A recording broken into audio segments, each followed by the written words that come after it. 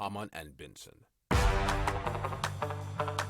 Le journal des stratèges. Alors c'est une chercheuse à l'université de Pékin qui a développé une caméra 3D qui, combinée à une intelligence artificielle, détermine l'âge physiologique, c'est-à-dire l'âge biologique d'un individu, selon sudouest.fr.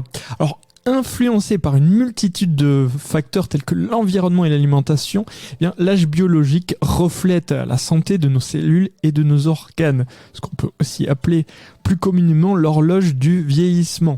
Et donc, en se basant sur les photos de visage 3D de 5000 résidents de la ville de Jidong qui se trouve en Chine, les chercheurs ont mis au point 2 horloges, l'une qui prédit l'âge chronologique et l'autre l'âge biologique.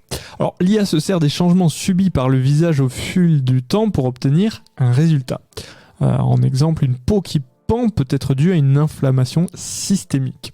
Alors, le concept d'âge biologique est un terme générique désignant l'ensemble des événements multisystémiques survenant avec l'âge, explique Christopher Bell en pleine étude de la relation entre l'âge et la maladie chronique à l'université de Londres. Et donc, ce qui sera intéressant de voir, c'est si par exemple la machine trouve un réel grand différentiel entre notre âge biologique et notre âge réel. Et en cela, si par la suite on peut nous trouver par exemple des traitements ou une autre façon de vivre, nous dire qu'est-ce qu'on pourrait nous préconiser. Et donc, on part là dans les technologies de la santé.